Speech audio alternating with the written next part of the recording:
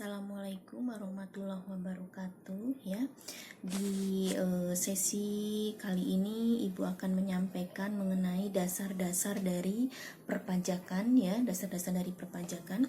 Yang pertama kali tentunya kita harus tahu apa itu definisi pajak ya. Definisi pajak itu banyak sekali dari beberapa pakar ahli yang bisa kita jadikan referensi ya. Itu nanti Anda bisa baca di buku referensi, khususnya buku bahan ajar dari Ibu sendiri yang sudah Anda dapatkan. Nah, tetapi dari banyak sekali definisi pajak tersebut, kita bisa mengambil benang merahnya atau bisa mengambil intisarinya bahwa pajak itu seperti apa sih, begitu ya. Ya, di sini ada 5 poin yang bisa kita ambil simpul. Yang pertama bahwa pajak ini bisa dikatakan bahwa arus uang, jadi bukan barang tentunya ya, dari rakyat ke kas negara. Nah, kenapa itu arus uang? Karena wajib pajak yang sudah terdaftar, ketika dia sudah memiliki kewajiban perpajakan, ketika dia sudah memperhitungkan pajaknya, pasti dia akan membayar pajak tentunya berupa uang.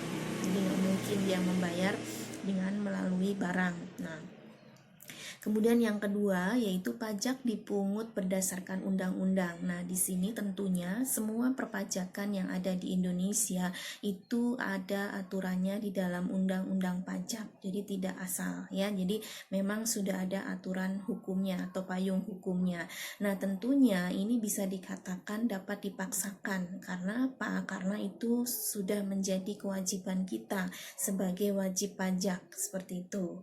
Nah, kemudian yang ketiga itu tidak ada timbal balik khusus ya secara langsung yang dapat ditunjukkan. Kenapa? Misalkan saya sudah bayar pajak, saya harus mendapatkan apa? Misalkan itu tidak demikian, walaupun nanti itu hasil dari pembayaran pajak oleh rakyat ke kas negara itu juga sebagian untuk kepentingan umum, tentunya kembali lagi ke rakyat, tetapi tidak dikhususkan bahwa itu ada imbal balik khususnya.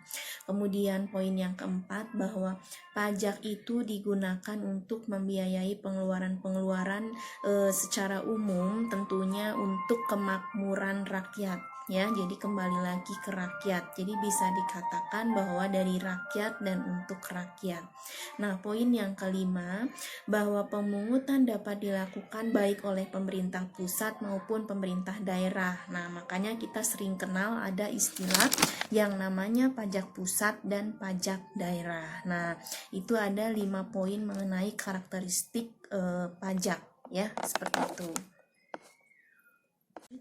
Bahwa di dalam perpajakan ini itu ada beberapa asas-asas perpajakan. Di sini ada 3 asas-asas perpajakan. Yang pertama adalah efisiensi ya. Efisiensi ini adalah bahwa pemungutan pajak itu harus mudah ya, harus mudah tentunya ya, harus mudah dan murah dalam penagihannya sehingga hasil pemungutan pajak lebih besar dari biaya pemungutannya. Nah, itu dikatakan efisiensi. Kemudian yang kedua adalah equity. Apa itu equity? Ya, jadi pemungutan pajak harus adil ya, harus adil di antara satu wajib pajak dengan wajib pajak yang lainnya. Nah, pajak dikenakan kepada wajib pajak harus sebanding dengan kemampuannya. Nah, untuk membayar pajak tersebut dan manfaat yang diterimanya. Jadi pajak tetap harus memegang teguh prinsip keadilan. Makanya dikatakan asas yang kedua adalah equity. Kemudian asas yang ketiga adalah economist effects must be considered ya. Nah, ini apa? Bahwa pajak yang dikumpulkan dapat mempengaruhi kehidupan ekonomis wajib pajak. Nah, hal ini harus dipertimbangkan ketika merumuskan kebijakan perpajakan. Nah, pajak yang dikumpulkan itu jangan sampai membuat seseorang menjadi terganggu kelancaran produksi perusahaan, atau gara-gara kebijakan perpajakan yang dibuat nanti rakyat menjadi terbebani. Nah, itu tidak demikian. Jadi harus benar-benar economist effect must be conveyed ya. Jadi harus ada dampak ekonomis yang baik pada masyarakat. Itu saja. Selanjutnya ketika tadi kita sudah berbicara pajak, nah ternyata di negara kita Indonesia itu ada beberapa jenis pungutan yang selain pajak. Jadi kita tidak semua pungutan itu adalah pajak. Jadi ada jenis pungutan selain pajak. Nah ini diatur di dalam undang-undang atau berdasarkan aturan pelaksanaannya itu ada beberapa pungutan yang dipungut oleh pemerintah pusat dan pemerintah daerah, tetapi itu bukan pajak. Nah, yang pertama itu apa? Yang pertama adalah retribusi. Ya, retribusi itu adalah pembayaran rakyat untuk negara sehubungan dengan penggunaan atau pemanfaatan jasa-jasa yang disediakan oleh negara. Nah, pembayar retribusi menerima kontraprestasi secara langsung dari negara. Nah, retribusi ini biasanya lebih banyak diperlakukan di pemerintah daerah. Nah, jadi retribusi adalah jenis pungutan, tetapi selain pajak. Terus yang kedua, itu adalah sumbangan. Nah, sumbangan adalah pembayaran dari golongan rakyat tertentu kepada negara. Nah, sumbangan ini itu kontraprestasinya dapat ditunjukkan secara langsung kepada golongan tertentu, ya. Ini juga sumbangan dikatakan juga sebagai pungutan, tapi selain pajak. Kemudian ada bea ekspor dan bea impor. Nah, bea ekspor adalah pungutan resmi kepada eksportir ya yang akan mengirim barang ke luar negeri, sedangkan bea impor itu adalah pungutan terhadap importir saat mengimpor barang dari luar negeri. Nah, jenis pungutan selain pajak selanjutnya adalah cukai. Nah, cukai ini itu adalah pungutan atau iuran yang ditetapkan pemerintah berdasarkan peraturan pemerintah ya PP atas barang-barang tertentu. Nah, biasanya ini antara lain itu contohnya cukai tembakau atau minyak wangi dan lain sebagainya. Kemudian yang jenis pungutan lain selain pajak itu adalah IPEDA. Nah, IPEDA ini adalah iuran pembangunan daerah. Nah, apa itu? Itu adalah pungutan atau iuran yang ditarik oleh negara untuk biaya pembangunan dan perbaikan sarana dan prasarana umum. Nah, jadi tadi adalah jenis pungutan selain pajak ya yang ada di. Selanjutnya adalah dasar-dasar perpajakan. Kita akan membahas mengenai hukum pajak. Nah, di dalam hukum pajak ini ada dua hukum pajak, yaitu hukum pajak material ya dan hukum pajak formal. Nah, sebelumnya kita harus tahu dulu bahwa hukum pajak adalah hukum yang mengatur hubungan antara pemerintah. Nah, dalam hal ini adalah fiskus ya sebagai pemungut pajak dengan wajib pajak sebagai pembayar pajak atau taxpayer-nya. Nah, yang pertama adalah hukum pajak material. Nah, di sini hukum pajak material mengatur tentang objek pajak. Nah, kemudian ada subjek pajak, besarnya pajak yang dikenakan, timbul dan hapusnya utang pajak, dan hubungan hukum antara pemerintah dengan wajib pajak. Nah, ini disebut sebagai hukum pajak material. Nah, contohnya apa hukum pajak material? Nah, ini contohnya adalah PPh atau pajak penghasilan, kemudian PPN dan PBB, ya kan? Nah, itu masuk dalam hukum pajak material. Nah, kemudian yang kedua adalah hukum pajak formal. Nah, di sini hukum pajak yang merealisasikan hukum pajak material sesuai dengan fungsi utama dari pajak. Nah, yaitu sebagai sumber penerimaan negara. Nah, ini contohnya adalah Undang-Undang KUP atau Ketentuan Umum Perpajakan. Kemudian ada Undang-Undang Penagihan dengan surat paksa, kemudian ada Undang-Undang Pengadilan Pajak. Nah, ini adalah hukum pajak formal. Selanjutnya di sini adalah mengenai kedudukan hukum pajak. Nah, kedudukan hukum pajak di sini itu ada dibandingkan ya, artinya kedudukan hukum pajak dengan hukum lainnya itu ada dua. Yang pertama adalah hukum perdata. Nah, hukum perdata di sini itu mengatur hubungan antara satu individu dengan individu lainnya. Nah, ini adalah hukum perdata. Kemudian yang kedua adalah hukum publik.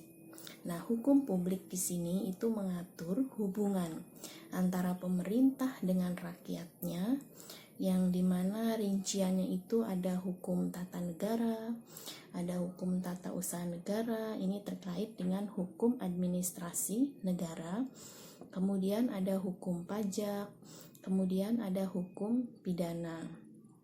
Nah, di sini dengan demikian bahwa kedudukan hukum pajak itu bagian dari hukum publik.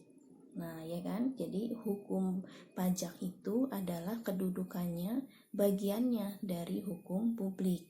Nah, dalam mempelajari bidang hukum perlu adanya asas ya, asas di mana ini peraturan khusus lebih diutamakan dari peraturan umum, atau jika ketentuan belum atau tidak diatur dalam peraturan khusus, maka akan berlaku ketentuan yang diatur dalam ketentuan umum. Nah, jadi dalam hal ini peraturan khusus adalah hukum pajak, sedangkan peraturan umum publik atau peraturan yang ada sebelumnya. Nah, itu adalah mengenai kedudukan hukum pajak. Jadi kesimpulannya bahwa hukum pajak ini adalah bagian dari hukum publik yang tadi sudah disampaikan. Nah, selanjutnya itu adalah mengenai fungsi pajak. Nah, fungsi pajak di sini itu ada beberapa fungsi pajak ya. Yang pertama adalah sebagai fungsi penerimaan ya. Itu bahwa pajak ini merupakan sumbangan ya. Jadi pajak ini memberikan sumbangan terbesar dalam penerimaan negara. Nah, di sini kurang lebih hampir 60-70% ya penerimaan pajak itu adalah memenuhi postur dari APBN di negara Indonesia, di negara kita ya. Oleh karena itu, pajak merupakan salah satu sumber penerimaan pemerintah untuk membiayai pengeluaran rutin maupun pengeluaran pembangunan.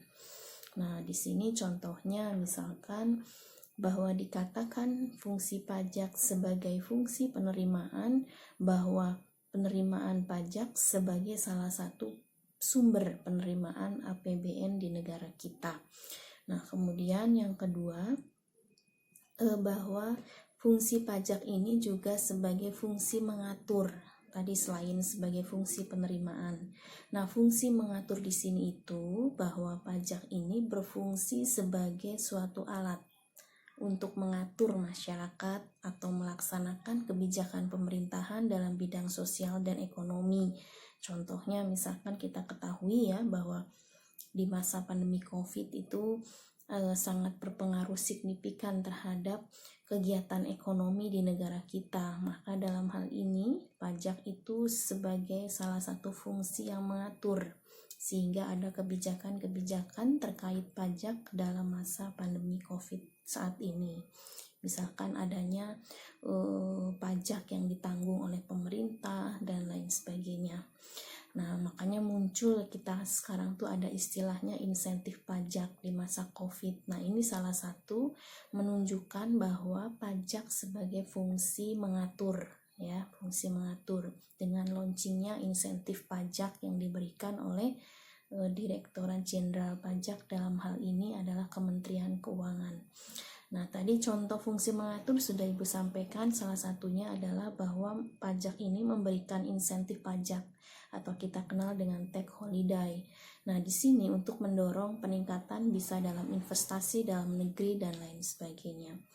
Kemudian yang kedua contohnya misalkan pengenaan pajak yang tinggi terhadap minimum keras ya, untuk mengurangi konsumsi. Dalam hal ini ya, misalkan kita bicaranya adalah pengenaan pajak yang sangat tinggi untuk UKM, misalkan yang tadinya tarifnya adalah sebesar berapa 1%, saat ini sudah ada penurunan. Nah, ini adalah salah satu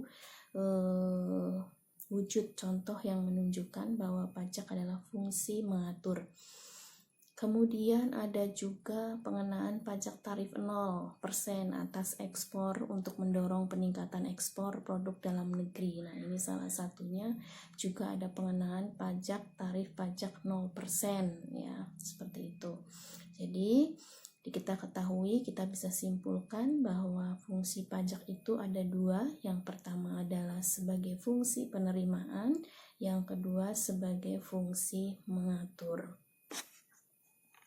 Selanjutnya, kita ketahui bahwa ada beberapa jenis-jenis pajak yang perlu kita ketahui ya. Jadi, jenis pajak itu dapat digolongkan ke dalam 3 bagian. Yang pertama itu pajak menurut golongannya ya. Menurut golongannya itu yang pertama ada pajak langsung ya, ada pajak langsung. Nah, pajak langsung itu yaitu pajak yang harus ditanggung sendiri oleh wajib pajak dalam pembebanannya, tidak dapat dilimpahkan kepada pihak lain. Nah, ini contohnya misalkan pajak penghasilan. Misalkan kita statusnya adalah orang pribadi, maka melekat PPh dalam diri kita wajib pajak sebagai orang pribadi, itu kewajibannya harus kita tanggung sendiri, nggak bisa ditanggung oleh orang lain. Nah, kemudian kalau statusnya badan CVPT ya, berarti ditanggung oleh masing-masing perusahaan, tidak bisa dibebankan kepada orang lain, seperti itu. Kemudian yang kedua adalah pajak tidak langsung. Nah, yaitu pajak yang pembebanannya dapat dilimpahkan kepada pihak lain. Nah, contohnya seperti apa? Misalkan pajak pertambahan nilai, nah, atau PPN. Ini ketika kita beli barang di toko ya, itu kan kita walaupun kita tidak memiliki NPWP, ketika toko tersebut adalah berstatus pengusaha kena pajak, maka dia berhak mengungut PPN ke kita sebagai konsumen. Jadi secara tidak langsung kita sudah membayar pajak karena kita dipungut oleh pihak lain atau dipungut oleh toko yang tempat kita beli tadi. Nah, artinya dipungut oleh lawan transaksi kita walaupun kita tidak memiliki NPWP, sehingga secara tidak langsung itu pembebanannya dapat dilimpahkan kepada pihak lain. Kemudian yang kedua, pajak menurut sifatnya.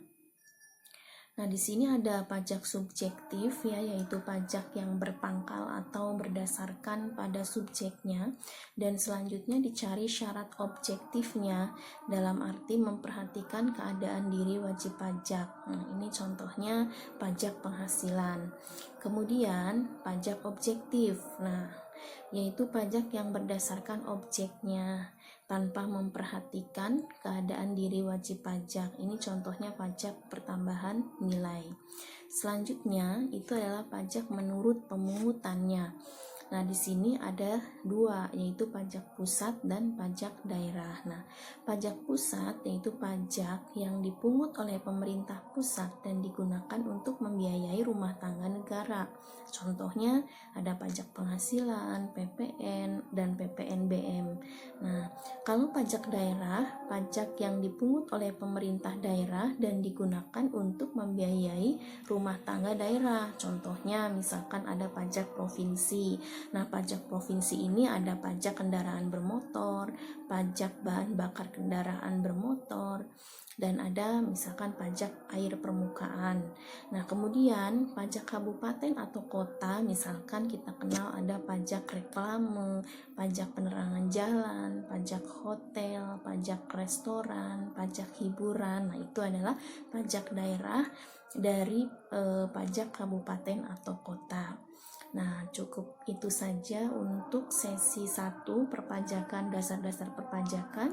Nanti kita akan lanjut lagi di sesi berikutnya mengenai bagaimana tata cara pemungutan pajak. Itu saja. Wassalamualaikum warahmatullahi wabarakatuh.